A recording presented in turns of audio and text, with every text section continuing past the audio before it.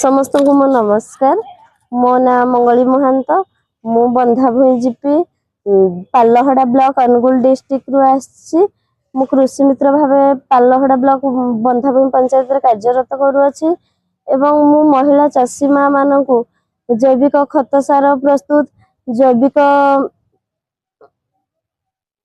चाष प्राकृतिक चाष विषय रे बुझौछि एवं आगकु मध्य बुझेबी केमिति प्राकृतिक चाष करिबा केमिति आमे निरोगी रहिबा माटीर उर्वरता सर्वप्रथमे आमर माटीर उर्वरता रहिले ठीक रहिले माटीर स्वास्थ्य ठीक रहिले आमे मनुष्य जने ठीक रही पारिबो।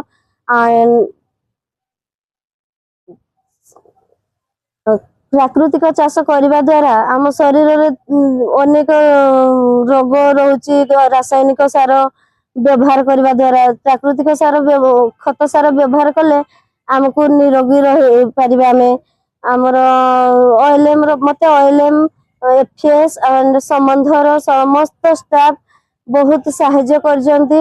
एफएस रो बहुत ट्रेनिंग मध्ये हमको दउचंती केमिति जिया खत प्रस्तुत करबा। आमे जिया खत मध्ये प्रस्तुत करूचु निजे एवं निजे माटी रे प्रयोग करूचु।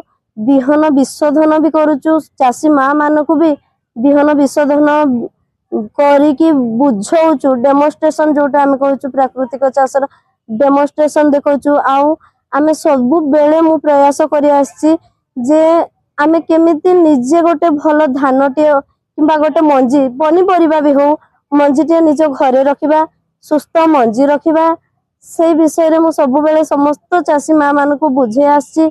आगकु मध्य एमिति प्रयास जारी रखिथिबी चेष्टा करिबी जेमिति मो बंधाभूई पंचायत रो समस्त चाषी भाई भौणी जो गुरुजन माने भी अछंती समस्त जेमिति जैविक खत जैविक सार जैविक कीटनाशक से विषय रे प्रयोग करिवे एवं प्रयोग करी समस्त केमिति निरोग रहिबे खर्च कम करिवे रासायनिक सार कम व्यवहार करिवे से मु सर्वप्रथम चेष्टा करिबी। सब बेले ही चेष्टा करिबी जे आमे केमिति भलो रहिबा सुस्थ रहिबा से मु चेष्टा करिबी।